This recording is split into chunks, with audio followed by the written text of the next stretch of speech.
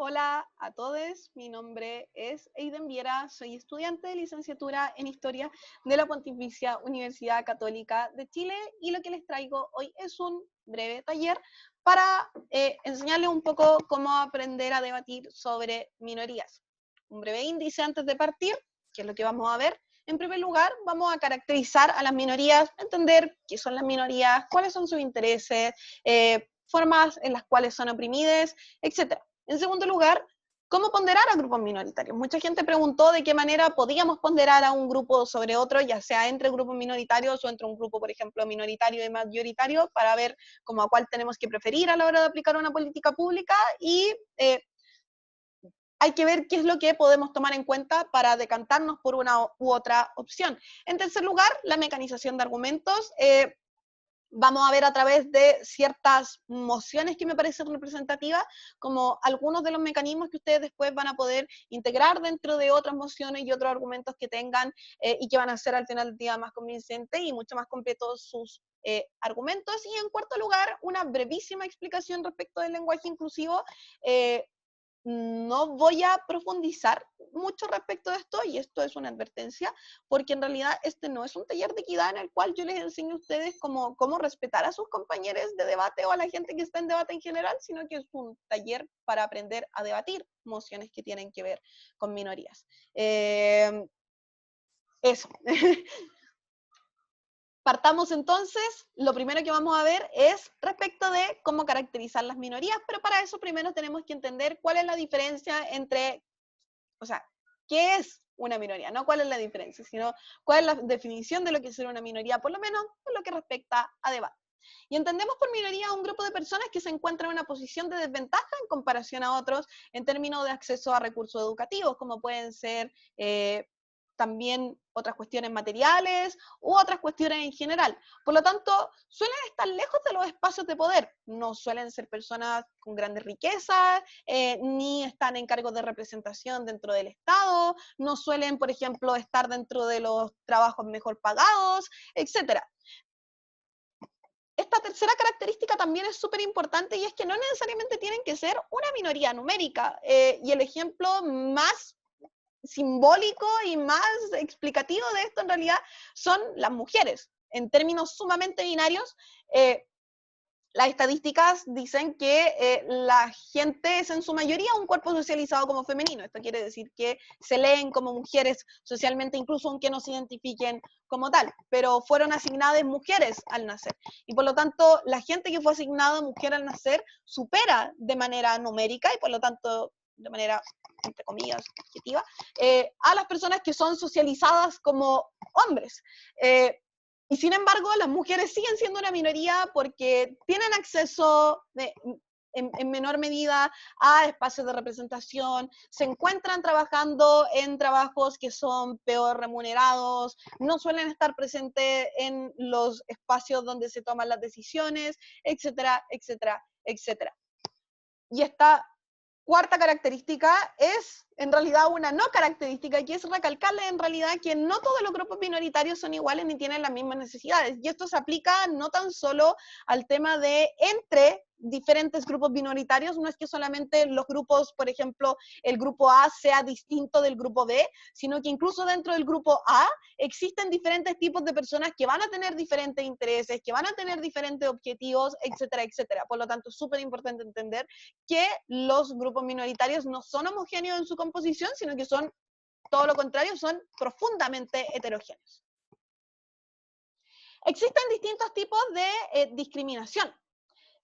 Ya sea, por ejemplo, por un tema de raza, etnia, cultura, y acá mucho ojo con que puse raza, porque en realidad el concepto de raza no es un término que está avalado científicamente, toda la evidencia científica apunta a que no existe en realidad una diferencia por raza humana, pero es un constructo social que existe y la gente sí discrimina a otras en base a lo que ellos consideran que es una raza, como la raza negra. Las personas negras son discriminadas sistemáticamente por los estados, por privados, por individuales, por grupos de poder, etcétera, debido al color de su piel, porque se dice que es una raza distinta. Entonces, es algo que pasa a pesar de que en realidad no tenga ningún sustento científico.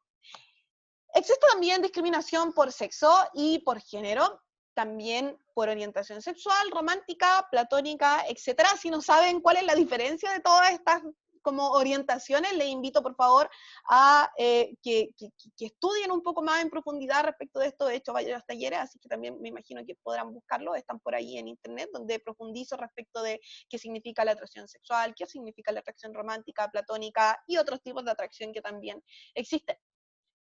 Por situación socioeconómica también es una de las razones por las cuales se discrimina a la gente. Por ejemplo, vemos que actualmente las personas que, por ejemplo, tienen una vestimenta, no una vestimenta, una apariencia y que aparentan no tener casa por la forma en la que están vestidas y en asociación, por ejemplo, por supuesto, a los estereotipos estéticos que se asocian con las personas sin casa, pero también con la realidad material de que estas personas en efecto no tienen un techo sólido bajo el cual resguardarse de como los fenómenos naturales como la lluvia, las tormentas, el calor, etcétera, etcétera, son discriminadas por la sociedad de muchas maneras que vamos a ver posteriormente.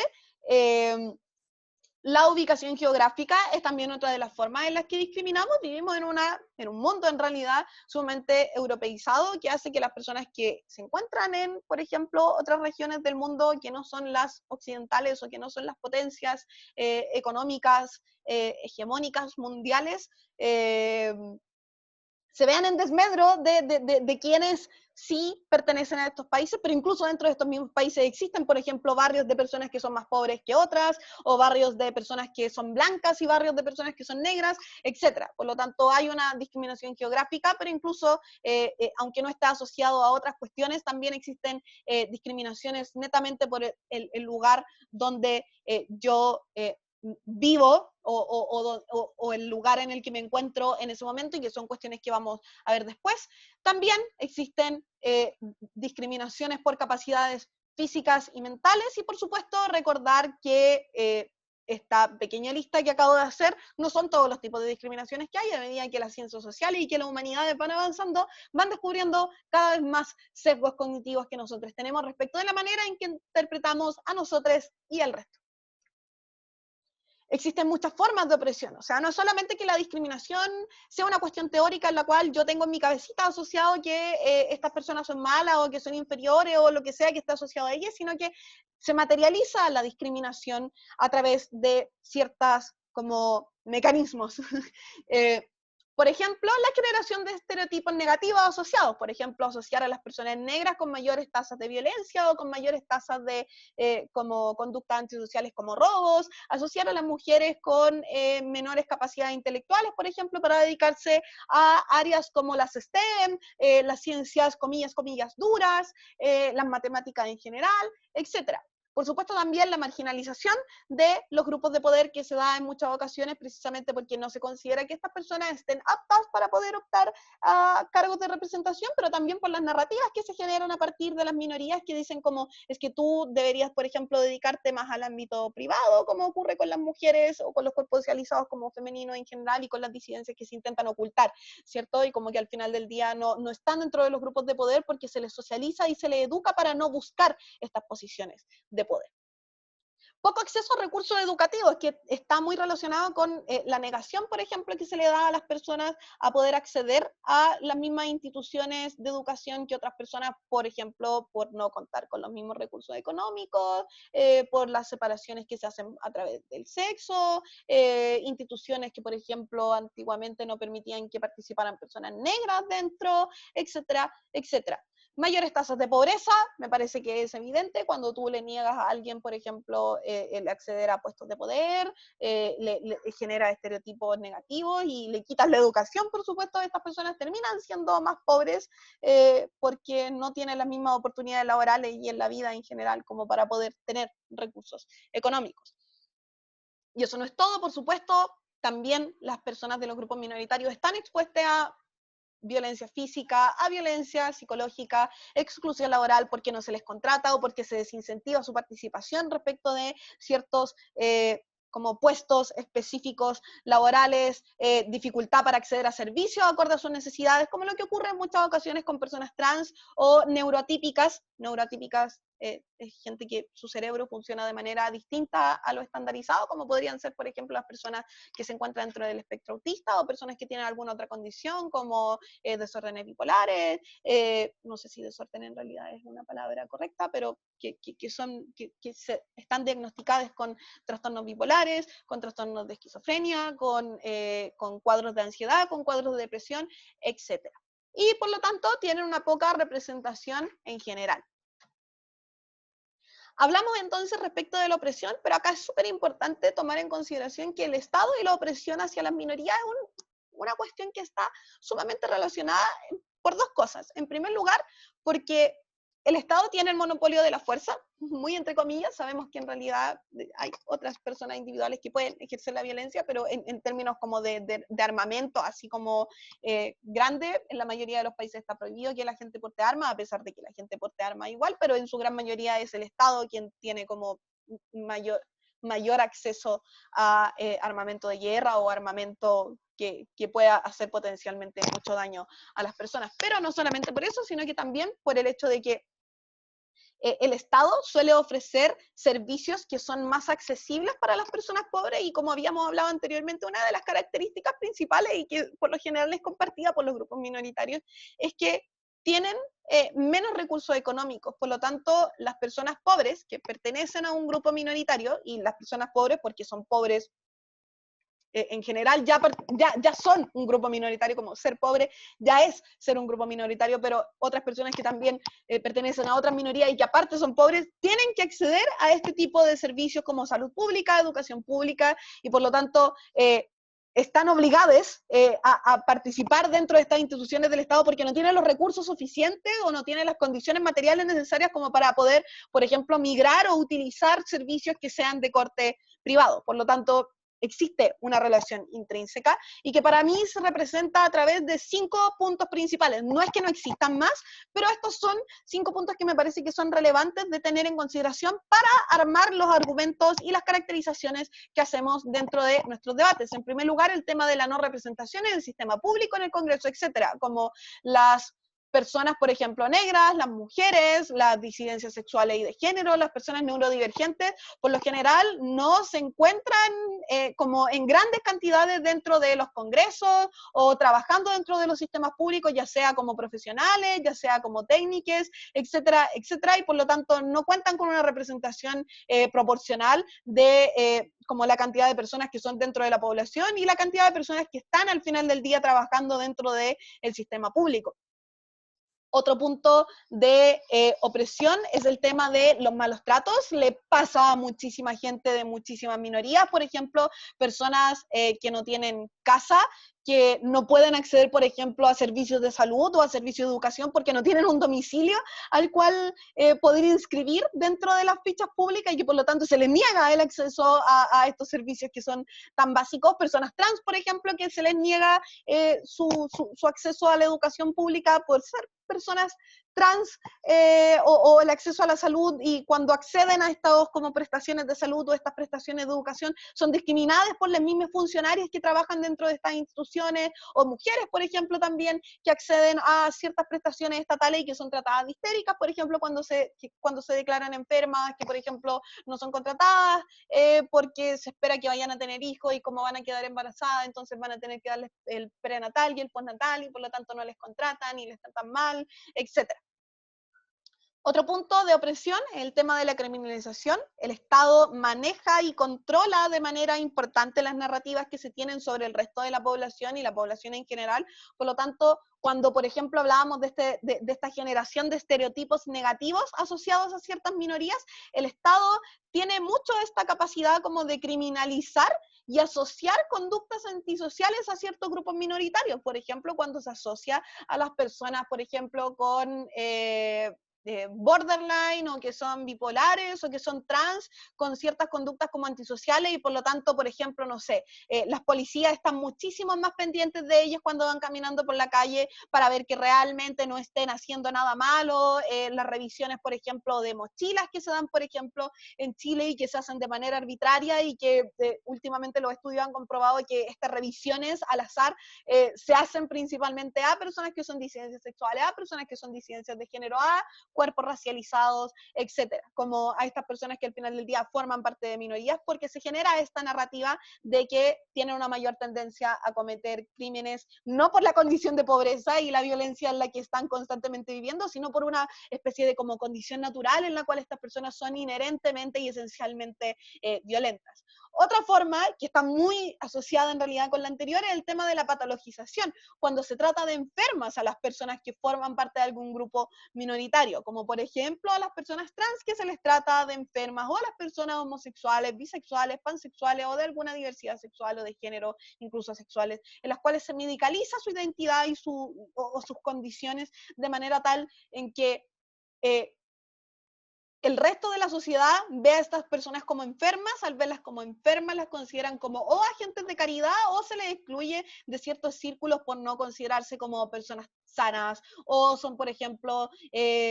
víctimas de las políticas eugenésicas que puede tener algún Estado, etcétera, etcétera, etcétera. Y la última forma que a mí me pareció muy importante, la del exterminio, cuando el Estado hace completamente uso de este como monopolio de la fuerza que tiene para perseguir de manera activa y sumamente violenta a las personas que forman parte de alguna minoría y que de plano las matan,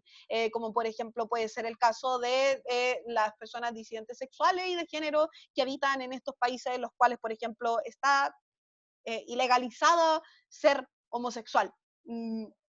A esas personas se les persigue, se les mata, y el Estado tiene una política que busca de manera activa terminar con la existencia de estos grupos minoritarios dentro de cierto territorio, dentro de cierto tiempo determinado.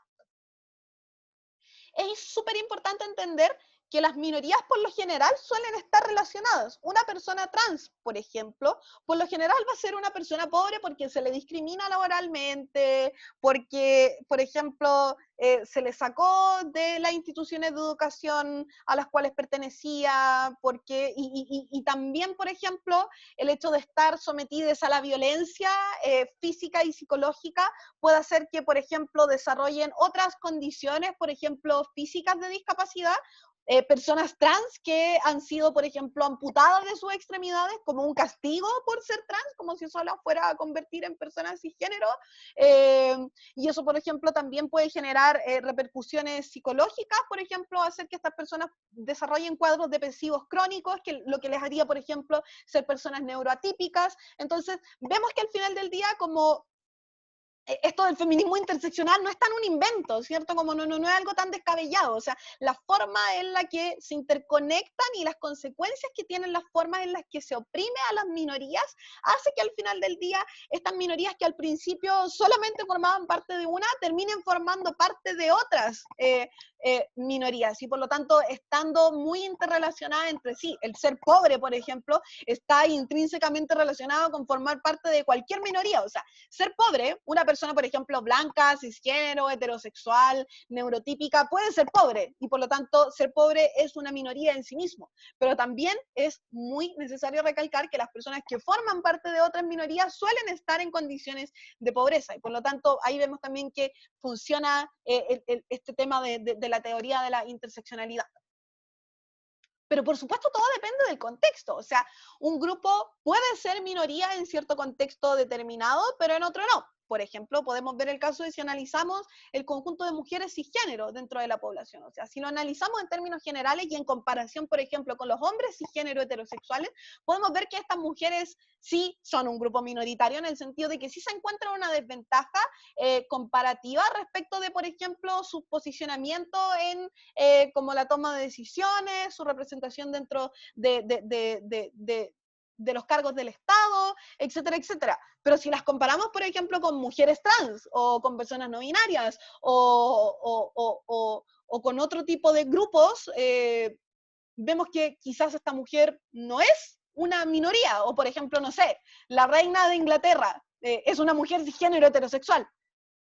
pero podemos decir que es como una minoría en realidad en comparación a una persona, a un hombre negro, cisgénero, heterosexual, pobre que vive en Haití. Probablemente no, como si tiene acceso al poder, si tiene acceso como a recursos económicos, etcétera, etcétera. Como existen condiciones y existen contextos en los cuales personas que son minorías en ciertos contextos pueden no serlo en otros. Y acá también quiero dar un ejemplo. Las personas no binarias en ciertas culturas son consideradas sagradas y cuentan con mucho acceso a la toma de decisiones, con mucho poder, con muchos recursos económicos, espirituales, psicológicos, en comparación, por ejemplo, con personas binarias de las otras culturas. Entonces vemos que al final del día depende mucho de la cultura, depende mucho del tiempo, depende mucho del contexto,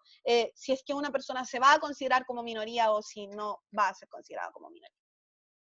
¿Cuáles son los intereses? Y acá quiero recalcar nuevamente que estos son intereses generales que yo veo que por lo general son cuestiones que les importan a los grupos minoritarios. Sin embargo, quiero volver a recalcar que las minorías son muy heterogéneas en su composición y por lo tanto no necesariamente van a buscar todos estos intereses y pueden por supuesto buscar otros intereses, pero a términos de debate me parece que estos son cuestiones que a ustedes les podrían servir mucho para armar su argumento o por lo menos para crearse ideas de cómo caracterizar a cada una de las minorías. Y en primer lugar, es que cuando una minoría adquiere la conciencia de que es minoría, tiene este como interés principal en querer generar una comunidad para poder generar redes de apoyo en las cuales puedan apoyarse entre ellas. ¿Para qué? Para poder mejorar el acceso a ciertas prestaciones, a ciertos servicios, como acceder a mejores instituciones educativas, acceder a mejores instituciones de salud, acceder a mejores condiciones laborales, etcétera. También influir en la toma de decisiones que se da, no tan solo en políticas públicas o en políticas privadas que tengan que ver como con el mejoramiento de sus condiciones, sino que con las cuestiones en general que se dan como dentro del mundo y en las cuales su voz también podría ser de suma importancia para aportar con otro tipo de perspectivas. Y por lo tanto, si lo vemos en estricto rigor y como si lo analizamos en un marco general, podemos ver que al final del día las formas de opresión en las cuales y las discriminaciones que se generan hacia los grupos minoritarios terminan afectando una cuestión que es sumamente básica, que es la capacidad de autonomía que tienen las personas de poder decidir de manera libre y autónoma respecto de sus propias vidas, el poder circular en ciertos espacios, el poder participar respecto de ciertas actividades, el poder tener ciertos trabajos, el poder, por ejemplo, acceder a prestaciones de salud, tiene muchísimo que ver con la libertad, como al final del día, la mayoría de estas cuestiones que buscan las personas de los grupos minoritarios y los grupos minoritarios que tienen conciencia de que son grupos minoritarios y que forman comunidad, es el buscar condiciones que, que les permitan vivir de manera más libre y autónoma sus propias vidas. ¿Cuáles son sus diferencias? Y qué era lo que les venía diciendo hace muchísimo rato. Existen muchísimas cosas en realidad que pueden tener de diferenciación, pero una de ellas es las formas de organización. O sea, hay minorías que suelen tener organizaciones que son más horizontales, en las cuales no existen voceres ni nada por el estilo, sino que todo el mundo se ayuda entre todo el mundo y nadie está por sobre nadie porque viven como relaciones más horizontales. Hay otras minorías que suelen ordenarse más jerárquicamente y va a depender mucho de la organización también. Esto por lo general no son diferencias entre un grupo minoritario y otro, sino que son diferenciaciones que se hacen como entre distintas organizaciones que forman parte de una misma comunidad de personas de un mismo grupo minoritario. Por ejemplo, no sé, las disidencias sexuales tienen organizaciones que son muy anarquistas y que son muy horizontales, en las cuales no hay voceres, no hay nada, y otras que sí ordenan de manera jerárquica las necesidades, que sí se ordenan de manera jerárquica respecto de los representantes que tienen para exigir sus demandas, etcétera, etcétera. También se diferencian, por supuesto, los tipos de opresión sufrida. Una persona trans no necesariamente va a tener las mismas vivencias que una persona neuroatípica, a pesar de que en muchas ocasiones puedan vivir cuestiones similares. Por ejemplo, una persona pobre quizás no va a ser sometida a electroshock solamente por el hecho de ser pobre, pero una persona que tiene, por ejemplo, o sea, que está dentro del espectro autista podría ser sometida a electroshock porque se considera que está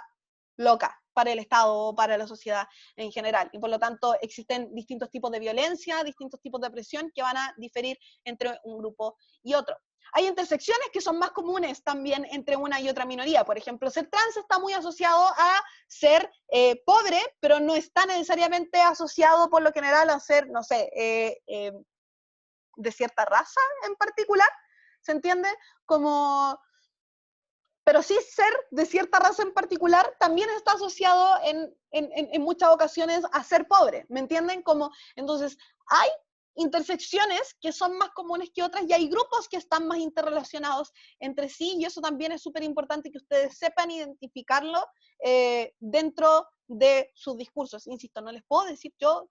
todas estas intersecciones que son más comunes porque son muchísimas. Ideologías políticas. Hay una cantidad inmensa de personas que tienen ideologías políticas distintas. Por ejemplo, en Chile pasa mucho que inmigrantes de ciertos países tienen cierta tendencia, por ejemplo, a tener ideologías políticas más de izquierda y son discriminadas por ejemplo, por la raza que tienen. Pero hay otras como nacionalidades que son migrantes también acá y que, por ejemplo, tienen mayor tendencia a tener ideologías políticas de derecha. Entonces vemos que al final del día, como estos grupos minoritarios de inmigrantes, que podríamos asociarlos como una gran masa, en realidad son muy heterogéneos en su composición ideológica y por lo tanto también es súper importante que ustedes cuando estén armando sus discursos entiendan que, por ejemplo, dentro de los grupos de mujeres, dentro de los grupos de personas negras, dentro de los grupos de personas neurotípicas, dentro de los grupos de personas pobres, existen diferencias de opinión respecto de las políticas de los ejes políticos, de los sistemas económicos que según su visión son los mejores como para poder solucionar sus problemáticas. Los fines últimos también van a diferir mucho dentro de los grupos y también entre grupos. No todos los movimientos feministas, por ejemplo, buscan exactamente lo mismo. Hay movimientos, comillas, feministas que excluyen a las mujeres trans del feminismo por cosas muy locas en realidad.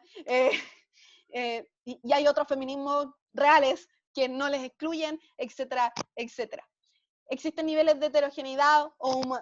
homogeneidad, hay grupos que son más homogéneos que otros en su composición y también, por supuesto, tienen diferencias respecto de su historia, de sus orígenes y de su evolución en el tiempo. Existen diferentes tipos de personas o minorías, hay colectivos y personas que pertenecen a minorías que son, por ejemplo, colectivas. Esto quiere decir que participan de colectivos y que están sumamente politizados, lo que quiere decir que buscan de manera activa cómo insertarse dentro de la sociedad y buscan la generación de políticas públicas y la respuesta positiva de parte del Estado para incluirles e integrarles dentro de los márgenes, o sea, dentro de los márgenes sociales, sí. Pero en cambio hay otras personas que, estando colectivizadas, generando redes de contacto entre ellas, no buscan ingerir dentro del resto de la sociedad, sino que solamente, por ejemplo, generar redes de contacto entre ellos, lo que podría, por ejemplo, ser un ejemplo del tema de las ollas comunes, que hacen las personas pobres, que, por ejemplo, se juntan entre muchas personas pobres, hacen como, juntan dinero y hacen comida para que la gente pobre pueda ir a estas como ollas comunes y buscar comida que no tienen el dinero para comprar, ¿cierto? Y estos grupos no van necesariamente como a pedirle al Estado mejoras estatales, sino que se autogestionan sus propias soluciones a sus propios problemas. Otras personas que también son individuales y que están politizadas, lo que quiere decir que no participan necesariamente dentro de grupos de acción política, pero que de todas formas exigen al Estado, ¿cierto?, como mejores condiciones, y otras personas que son individuales y que sufren en realidad solas, como son conscientes de que pertenecen a una minoría, pero no se organizan de manera colectiva y no piden en realidad mejoras para sus condiciones, sino que sencillamente como, no sé, personas que están en el closet, o cuestiones similares. ¿Qué es la revictimización? Y esto también es súper importante porque suele ser un tema súper importante como dentro de debate. La revictimización es hacerle revivir la situación a una persona de una situación, hacerle revivir la situación de violencia que sufrió a esta persona a través de cuestionamientos, por ejemplo, a su testimonio, de obligarla a compartir espacios con sus agresores, de hacerle revivir la situación de violencia, exponerle a situaciones similares de violencia, por ejemplo, que puedan desatar como los recuerdos de las situaciones de violencia anterior, etcétera, etcétera. Para esto es súper importante entender que la violencia que sufren las personas que pertenecen a grupos minoritarios tiene secuelas psicológicas y físicas que pueden como ser temporales, pero que también pueden volverse crónicas, como pueden volverse de por vida. Entonces, ahí ocurre esta revictimización, o sea, existe un trauma y después yo lo revivo a través de todas estas otras conductas que yo les mencioné anteriormente. Y el punto es que la revictimización no solamente es mala en el sentido de que, pucha, yo estoy haciendo que esta persona reviva una situación que le fue incómoda, sino que, por lo general, la revictimización tiene como consecuencia mayores tasas de estrés postraumático, mayor como presencia de cuadros depresivos, mayor presencia de conducta autodestructiva, etcétera, lo que hace al final del día que estas personas sean aún más marginalizadas de la sociedad porque terminan, por ejemplo, siendo neuroatípicas. Personas neurotípicas habíamos hablado ya anteriormente que son una minoría y por lo tanto hablamos entonces de esta interseccionalidad que ocurría anteriormente. Para ponderar minorías, que es nuestra unidad número 2. ¿Cómo priorizamos un grupo A por sobre un grupo B? Para priorizar una minoría versus una minoría, tenemos en primer lugar que analizar los intereses, fines y objetivos de ambos grupos en cuestión, ver si la afectación versus el beneficio es comparable. Por ejemplo, si yo veo que estamos en una moción en la cual estamos hablando, por ejemplo, de priorizar a un grupo de personas indígenas para otorgarles su tierra versus un grupo de personas pobres que no son indígenas pero que habitan esas tierras. Entonces, como les damos estas tierras a las personas indígenas o no les damos estas tierras a las personas indígenas, porque implicaría, por ejemplo, mover a estas personas pobres que no son indígenas de los territorios que actualmente habitan. Y para eso tenemos que ver, por ejemplo, ¿es realmente importante ese espacio en específico particular para las personas pobres? ¿O es realmente más importante para las personas que consideran sagrada este pedazo de tierra, como el hecho de darles ese terreno en específico y particular? Claramente, ese tipo de cuestiones como la valorización que podría tener las consecuencias de la medida pública para una u otro grupo son sumamente importantes de considerar. Y acá, por supuesto, hay que tomar muy en consideración cuáles son las cosmovisiones que tiene cada una de estas culturas para poder considerar si es que las consecuencias que van a tener van a ser mayores o peores en su propia percepción para un grupo minoritario o para otro. Otro asunto relevante es analizar la deuda histórica. Si estos grupos minoritarios comenzaron a ser grupos minoritarios hace menos tiempo, quizás hay una deuda histórica que es menor y por lo tanto podríamos priorizar a aquellos grupos que han sido discriminados o mayormente discriminados, muy entre comillas, porque no hubo una competencia, pero vemos que claramente como podemos hablar de datos que hagan, por ejemplo, dilucidar que hay cierto grupo de la población que se expone a mayores tasas de violencia y por lo tanto podríamos preferir, por ejemplo, priorizar a este grupo que está expuesto a mayores tasas de violencia, a una, por ejemplo, como inyección de fondos para políticas públicas que mejoren sus condiciones, que a otra minoría que puede ser muy minoría, pero quizás ya tiene una deuda histórica menor en base a que el Estado ya ha estado constantemente generando políticas públicas hacia este sector en específico y particular, como lo que podríamos ver, por ejemplo, en la mayoría de los casos latinoamericanos, como con cuestiones con mujeres y género y población de mujeres trans, por ejemplo. Pero ¿cómo ponderamos también el tema de una minoría versus una mayoría? Y acá quiero decir que esto es extremadamente raro en realidad porque es difícil que una minoría esté buscando cómo afectar a alguna mayoría, pero también las cuestiones que les dije anteriormente pueden servir muchísimo para poder ponderar. El punto es que claramente es sumamente difícil ver, por ejemplo, analizar que los intereses, fines y objetivos de ambos grupos en cuestión, como que en algún punto se superpongan los intereses de la mayoría, por sobre los de la minoría, y por lo tanto eso es bastante en realidad complejo, pero podemos también, por ejemplo, analizar las condiciones de desventaja que podrían tener y analizar las consecuencias para la mayoría. Hay veces que, por ejemplo, no sé, el darle ciertos beneficios a ciertas minorías podría implicar un gasto estatal infinitamente grande que podría solucionarse, por ejemplo, de otra manera más barata y por lo tanto afectar de menor manera a la mayoría que va a haber, por ejemplo, en decrecimiento los recursos que se tienen para las políticas públicas que les benefician a ellos. No sé, algo por ahí. Pero hay algo que para mí es sumamente clave dentro como de debate y como en la teoría en general, y es que yo por lo general intento como no ponderar en realidad una minoría por sobre otra. Creo que en realidad han sido muy pocas las ocasiones en las cuales he estado obligada como a priorizar a una por sobre otra. Entonces mi consejo en realidad es como que no tengan dentro de su cabeza que una es más importante que la otra, sino que intenten en todo momento como ver en qué escenario y cuál es la medida que en realidad como no afecte a ninguna de las partes de manera sustancial. como pueden argumentar en base a que ambas minorías sean igual de importantes o que la mayoría sea igual de importante que la minoría. Como, es posible, yo lo hago. La tercera unidad es el tema de mecanizar argumentos. Bueno, para mecanizar argumentos lo que voy a hacer es ir como haciéndome una serie de preguntas y también viéndolo relacionado a emociones, que era lo que les había explicado anteriormente. La primera forma de mecanización me parece que es una cuestión sumamente común, que es el tema de los partidos políticos. ¿Tienen incentivos para proteger a las minorías? Suele ser un tema muy arduo dentro del debate y la gente no sabe muy bien cómo mecanizarlo.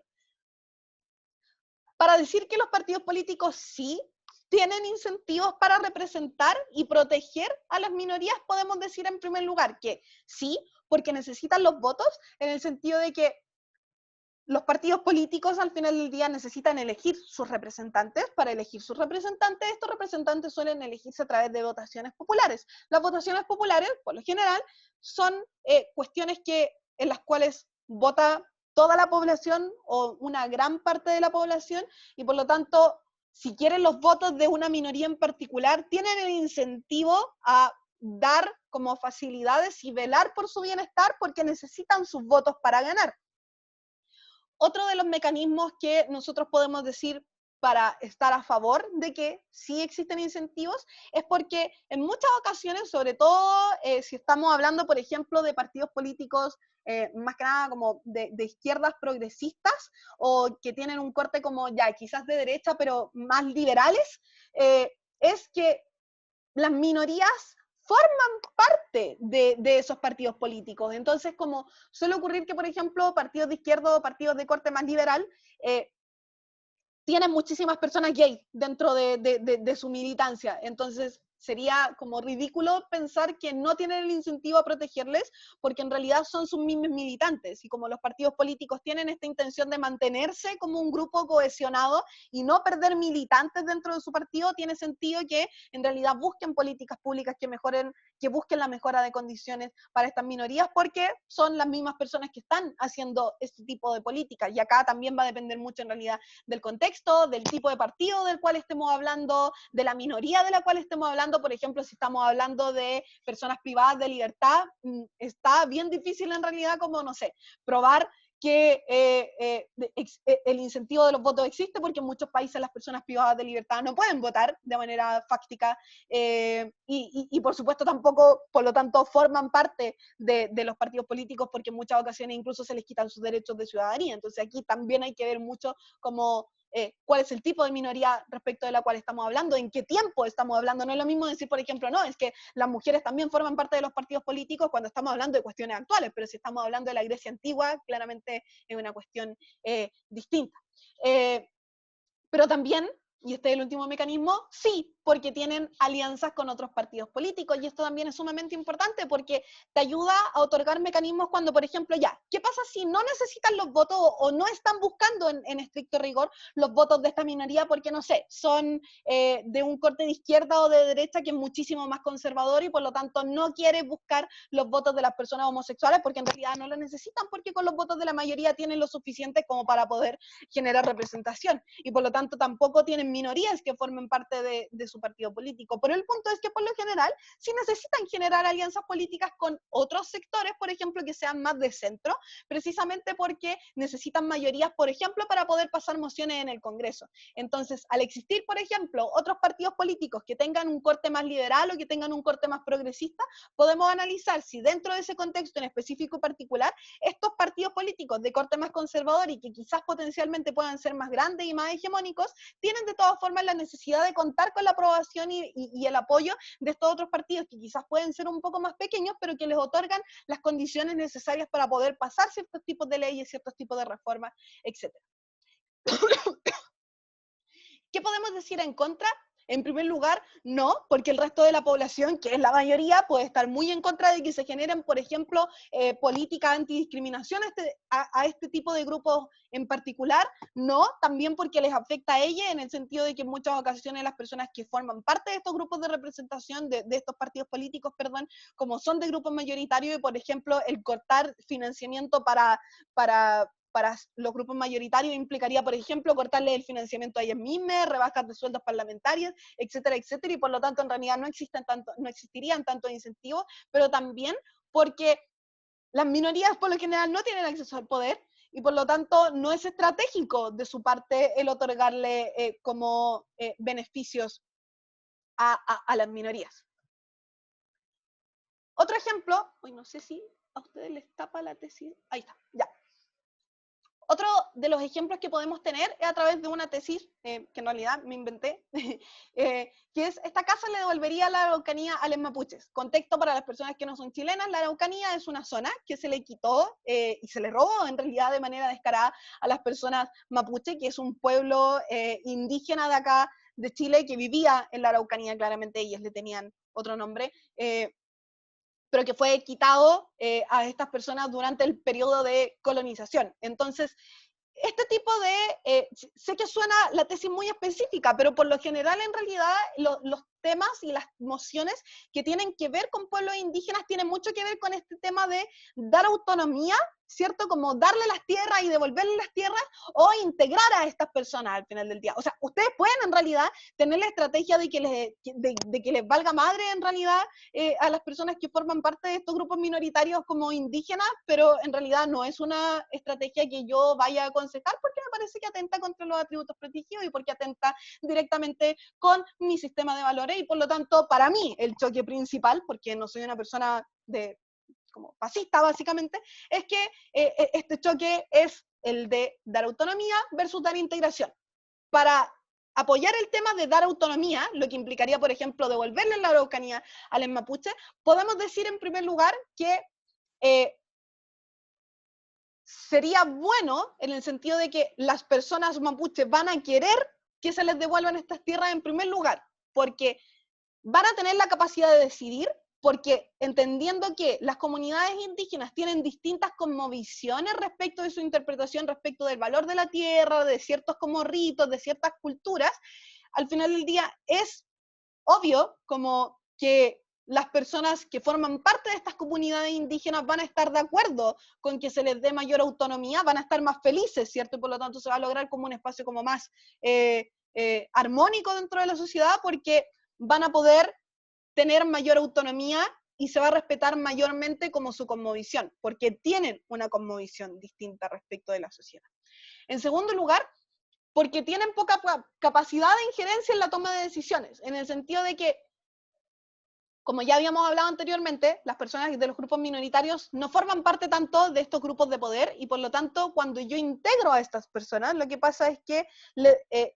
como existen todos estos estereotipos asociados, como a estas personas se les excluye de como las instituciones de educación, etcétera, etcétera, como tienen una poca capacidad de injerencia en la toma de decisiones y por lo tanto pueden hacer valer poco la cosmovisión que tienen respecto de ciertas cuestiones. Y por supuesto porque el Estado controla la narrativa que se tiene respecto de ellos. El Estado y ciertos privados que tienen mucho poder, por supuesto. No olvidemos que las empresas tienen una gran como capacidad de generar propaganda a través de sus publicidades y de la venta de sus productos y los estándares de belleza, etcétera, etcétera, etcétera. Pero también existe poco incentivo a participar, en el sentido de que las personas indígenas por lo general suelen excluirse a sí mismas de la sociedad, incluso a pesar de como que las personas intenten integrarles, precisamente porque saben que van a vivir discriminación, saben que sus como visiones no van a ser completamente entendidas y por lo tanto prefieren ellos como marginarse de las discusiones y como de los espacios de representación y por lo tanto como estas medidas que podrían potencialmente querer integrarles no van a servir tanto en el sentido de que los indígenas no tienen por lo general una posición favorable a integrarse a los estándares culturales y al tipo de vida que se lleva en las sociedades occidentalizadas. Por otro lado, tenemos el choque con la integración. Incentivos para no darles, ¿cierto?, como la tierra, sino que integrarles y hacer que se acoplen como a las cuestiones de la sociedad. Y es que en primer lugar la sincretización aumenta perspectivas, y este es un incentivo en realidad como para el Estado, de por qué el Estado podría querer tener ese incentivo, y es que al final del día el Estado necesita distintas perspectivas para poder dar mejores soluciones a las políticas públicas que quieren generar, y no necesariamente en el término de poder proteger a estas como como minorías, porque eso no es un incentivo. Ya sabemos que el Estado no tiene en realidad el incentivo como de querer proteger a las minorías, pero sí tiene el incentivo de querer, por ejemplo, como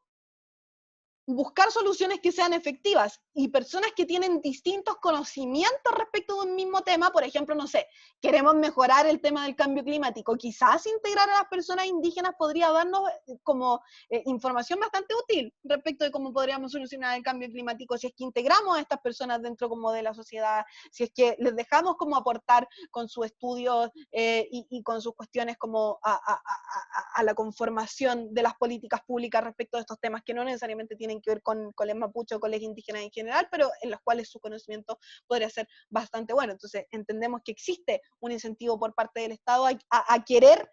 buscar en realidad posiciones distintas. En segundo lugar, porque permite el control de cuestiones negativas, y esto también es un incentivo para el Estado. El Estado tiene una narrativa respecto de cuáles conductas son consideradas antisociales o criminales y cuáles conductas son consideradas como positivas, ¿cierto? Y por lo tanto, o sea, no y por lo tanto, sino que suelen también como tener posiciones bien duras respecto de cuestiones que criminalizan respecto, por ejemplo, de la cultura, de estas culturas indígenas, por ejemplo, no la mapuche, pero hay culturas que hacen, por ejemplo, sacrificios humanos. Si yo les doy autonomía, lo que estoy haciendo, por ejemplo, es no controlando esto. El Estado tiene un incentivo claro en querer buscar, ¿cierto?, como la homogeneización de estos valores morales, y por lo tanto para el Estado existe un incentivo claro en querer en realidad como integrar más que darle autonomía a estas personas para que puedan como controlar estas cosas que a su juicio son negativas. Y en tercer lugar, el tema de los conocimientos sobre la tierra, que pueden en realidad ayudar muchísimo a que se exploten de manera correcta los recursos, lo que también es un incentivo para el Estado. Vemos entonces que los mecanismos que están a favor de la autonomía tienen más que ver con el tema de los incentivos que existen para los indígenas versus que los incentivos para o sea, los mecanismos para la integración tienen más que ver con los incentivos que tiene el Estado para querer plantear este tipo de como políticas públicas. Otro tipo de mecanismos o otra serie de mecanismos tiene que ver con las discusiones que se dan en torno a cuestiones LGBT, a cuestiones feministas y en realidad con el tema de la representación, ¿cierto? Como que al final del día pasa con la mayoría de las minorías. Entonces, acá lo estamos viendo en orden a esta casa lamenta que en el trap haya mensajes feministas, pero en realidad el tema de la representación se ve como cruzado tanto dentro de las minorías raciales, las minorías étnicas, las minorías de género, etcétera, etcétera. Entonces, cuando yo, por ejemplo, les digo que sí vamos a estar de acuerdo con que hayan mensajes feministas dentro del trap, lo que podemos decir es que existe una mayor facilidad para llevar el mensaje porque existe, claro, porque existen agentes externos a la lucha. ¿Y cuáles son los mecanismos que nos permiten afirmar que existe una mayor facilidad para llevar este mensaje? En primer lugar, porque cuentan con mayores redes, en el sentido de que por lo general las personas que no forman parte de grupos minoritarios suelen tener mayor visibilización por todo este tema de que hablábamos de que tienen mayor acceso a cuestiones de poder, porque tienen más recursos como materiales, etcétera, y por lo tanto cuentan con una mayor cantidad, por ejemplo, de seguidores, etcétera. Muy asociado al siguiente mecanismo, que es el tema de la empatía popular. Cuando hablábamos, por ejemplo, del tema de que las personas de los grupos minoritarios están asociadas a ciertos estereotipos como conductas antisociales, como ciertas conductas negativas respecto de su capacidad de producir, estos estereotipos generan que la gente sienta menos empatía hacia ellos, y por lo tanto, cuando estos grupos minoritarios intentan llevar sus mensajes hacia el resto de la comunidad, la gente como que suele verlos como con mayor recelo debido a estos sesgos cognitivos que hacen que se les crea menos a estas personas porque generan menos empatía con ellos, y por lo tanto el hecho de que una persona que no pertenece a los grupos minoritarios lo haga, genera al final del día como que el resto de la población que no tiene información respecto a estas cuestiones tenga una mayor como disposición a aceptar el mensaje que están intentando transmitir estas personas. Y en tercer lugar, el mecanismo también es que es una cuestión menos chocante. Es menos chocante ver a una persona blanca hablando de cuestiones raciales porque es como menos traumático para la gente como ver que sus estereotipos se van deshaciendo cuando es como gradual, que cuando una persona negra va y te demuestra como con todo que puede hacer todo lo que hace una persona blanca y que los estereotipos raciales en realidad como que no tienen sentido. Como es menos chocante para las personas de manera psicológica, existe entonces una mayor facilidad para llevar el mensaje en términos netamente psicológicos. En contra, ¿qué es lo que podemos decir en contra? Es que en primer lugar, estas personas que suelen ser o sea, que no forman parte de los grupos minoritarios, no tienen mayor facilidad para llevar el mensaje porque, en primer lugar, no tienen conocimiento demasiado profundo respecto del asunto, porque como no tienen la capacidad de experimentar las violencias a las cuales, y las formas de opresión, y en general todas las consecuencias asociadas a ser una minoría como por parte de estas personas, es difícil en realidad que entiendan cuál es el mensaje que se tiene que llevar y por lo tanto los mensajes que suelen llevar suelen contener bastantes errores y bastantes imprecisiones a la hora de llevar los mensajes. En segundo lugar, porque al final del día estas personas por lo general lo que buscan es lucrar o sacar provecho para volverse más populares o para ganar más seguidores que formen parte de estas minorías y por lo tanto no llevan con mayor facilidad el mensaje porque no lo están difundiendo en realidad, como solamente lo están manteniendo dentro de los mismos grupos de personas minoritarias que creen que esa cuestión se está difundiendo, cuando en realidad eso no es así. Y en tercer lugar, el hecho de que genere polémica es un argumento que también podemos decir que hace que no sea más fácil, o sea, un mecanismo que nos permite decir que no es más fácil llevar el mensaje en el sentido de que, por lo general, cuando ocurren este tipo de cuestiones, se desvía la atención del hecho de que las personas están, por ejemplo,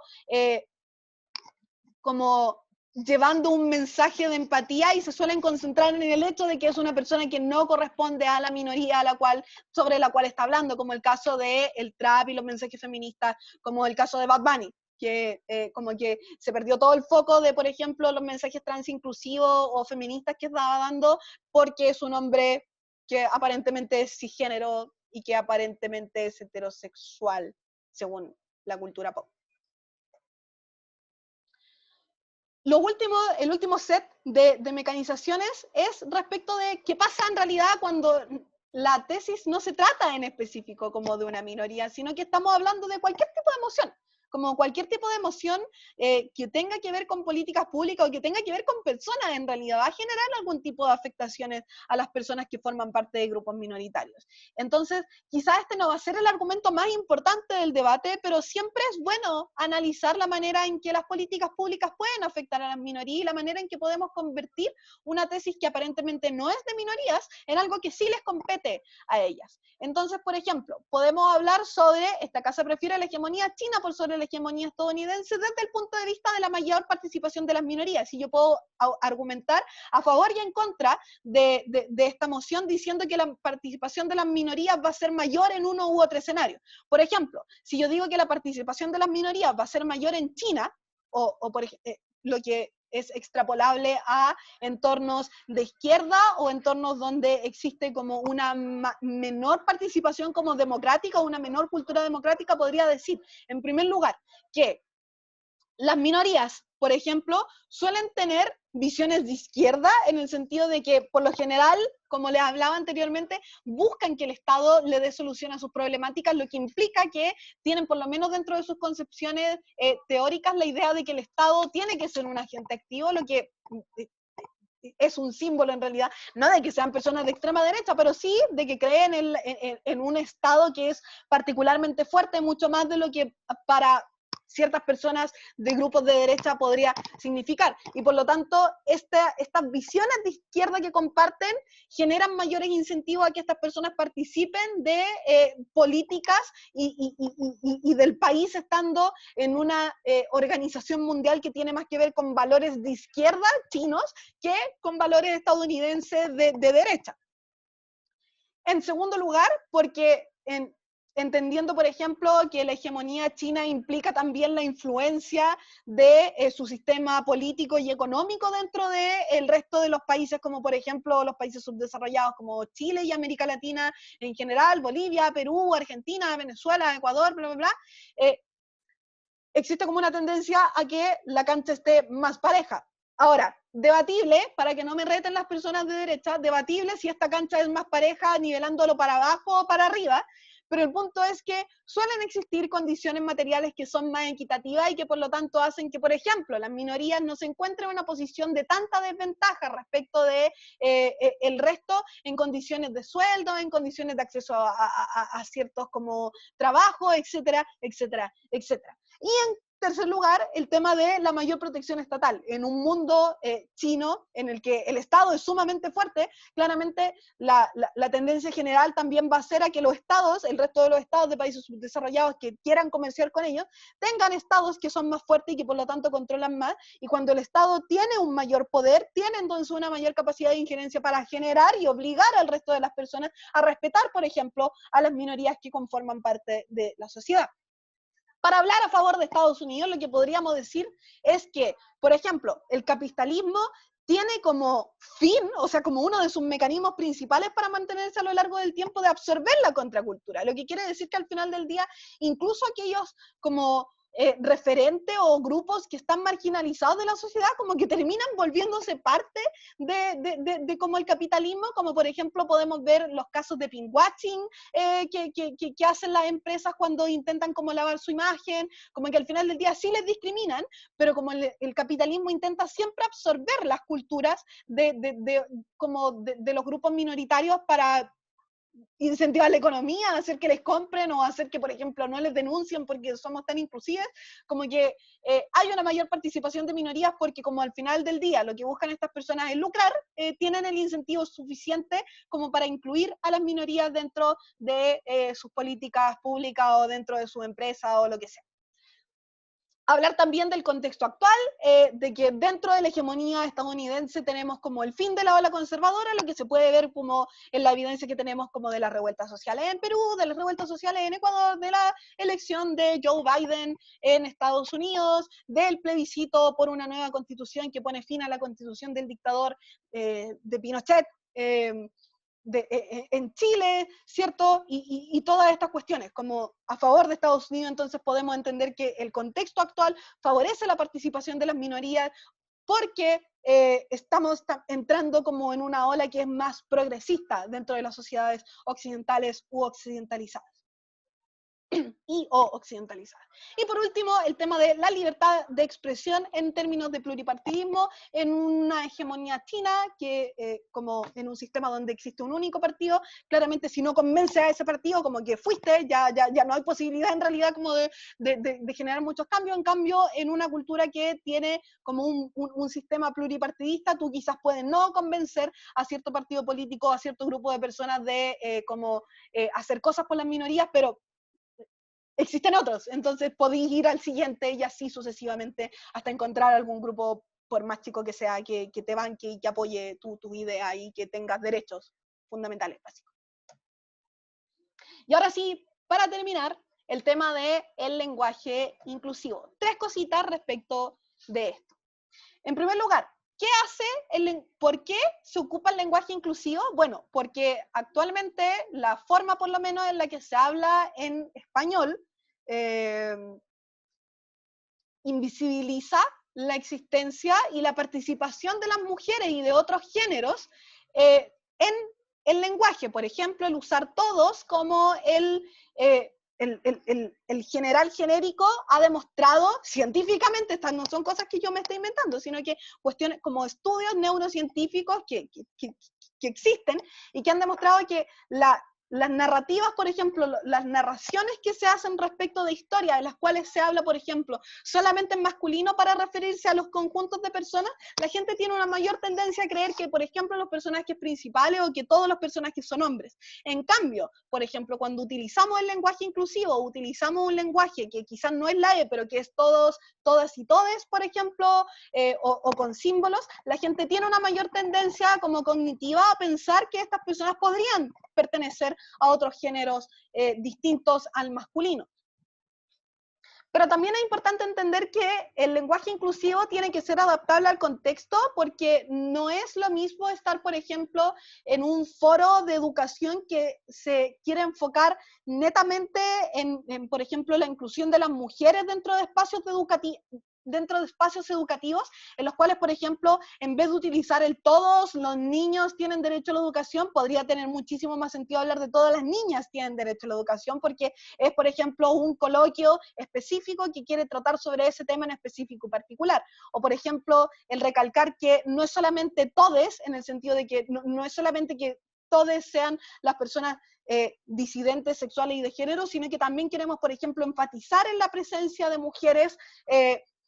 por cualquier motivo. Entonces, no es solamente que hablar en lenguaje inclusivo implique hablar solamente con la E en todos los contextos, independientemente de la cuestión o del tema del cual estemos hablando, sino que tenemos que entender que hay ocasiones en las cuales va a ser necesario recalcar a más géneros o a más grupos dentro de la forma y dentro del discurso que estamos dando, y por lo tanto vamos a tener que utilizar solo la E, o utilizar el todos, todas y todes, o utilizar el todos y todes, o todas y todes, dependiendo en realidad como del contexto, del mensaje que esté enviando, del público objetivo también, etcétera, etcétera. Y por último, como asunto también que respecta al lenguaje inclusivo, no utilizamos símbolos precisamente porque dentro de la teoría interseccional lo que intentamos hacer es que realmente sea un lenguaje inclusivo, no excluyente, ¿cierto? Como la idea no es incluir a un grupo para excluir a otro, y el problema es que cuando utilizamos, por ejemplo, símbolos como el guión, el arroba, no poner de plano la vocal, o cualquier otro símbolo, las personas que utilizan lectores de pantalla porque se encuentran dentro del espectro de la ceguera, no pueden acceder a estos mensajes porque sus lectores de pantalla leen cualquier cosa. Entonces, utilizamos la E precisamente porque es la única forma en la cual el lenguaje inclusivo no termina excluyendo a otras personas mientras incluye a otras. ¿Me entienden? Como la utilización de la E es la única forma en la cual permitimos que las personas no binarias y las mujeres sean integradas dentro de los discursos, pero sin discriminar a otros. Por lo tanto, eso respecto del lenguaje inclusivo. No les puedo en realidad hacer una guía respecto de cómo hacer el lenguaje inclusivo, porque como les dije anteriormente, esto no es un taller de equidad. Si les interesa aprender a hablar en lenguaje inclusivo, hay un montón de talleres online míos en los cuales también enseño a hablar en inclusivo. Me pueden escribir también a mi mail para pedirme bibliografía respecto de todas estas cuestiones. Mi mail es eidenviera@gmail.com, así que pueden escribirme por ahí para preguntarme por bibliografía. Bueno, esto no avanza a una diapositiva del final, pero eso es todo en realidad lo que tengo que decirles por ahora. Espero que les haya servido como lineamientos generales que les puedan ayudar para generar herramientas que les permitan a ustedes como ir profundizando respecto de todas las minorías existentes. Espero que los ejemplos que les di les puedan servir como base para su estudio, pero por supuesto, y esto quiero recalcarlo, es imposible que en un taller de 1 hora ustedes se vuelvan expertos en minorías, por lo tanto queda la invitación más que hecha a que sigan profundizando, e insisto,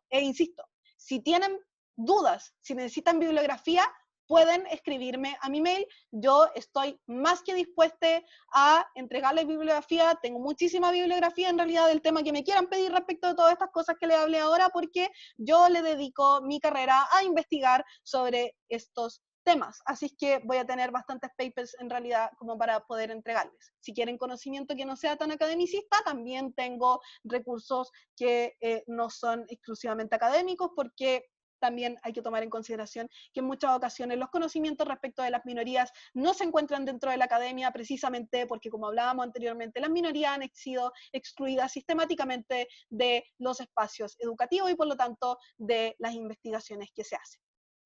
Eso, que estén muy bien, saludos a todos y espero que este taller les sirva y les sea de utilidad.